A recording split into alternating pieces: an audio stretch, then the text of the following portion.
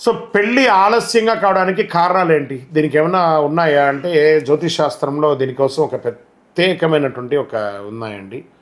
చాలామందికి ఒక ప్రశ్న ఎప్పటికి ఇది, ఎందుకు నా పెళ్ళి ఆలస్యం అవుతుంది? అందరికీ అయిపోతుంది.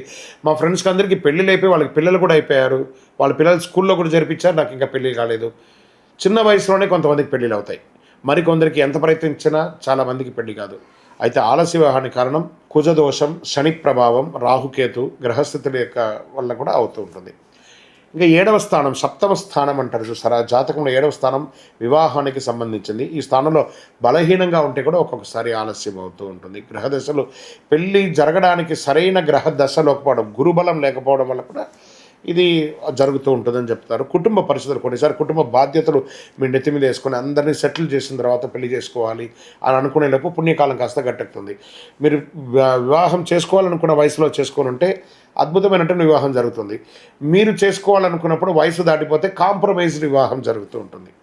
ఇంకా వ్యక్తిగత కెరియర్ కానీ, చదువు కానీ, లక్ష్యాలు కానీ ఇవన్నీ పెట్టుకొని విదేశాల్లో వెళ్ళి చదువు కోసం ఆలస్యమైన వాళ్ళకి కూడా కాస్త ఆలస్యం అవుతుంది. దీనికంతా ఒక చిన్న పరిహారం చేయొచ్చు. గురు భగవాన్ని ప్రసన్నం చేసుకోవడానికి శనగలు ఉంటాయి చూసారా, ఆ శనగల్ని నానబెట్టి 108 పూజ మాలలాగా గుచ్చి మాల వేయండి, దక్షిణామూర్తికి ప్రదక్షిణం చేయండి, తప్పకుండా వివాహం జరుగుతుంది. పసుపు రంగు వస్త్రాన్ని ధరించి చేసుకోవచ్చు. పెళ్ళి ఆలస్యం అనేది శాపం కాదు.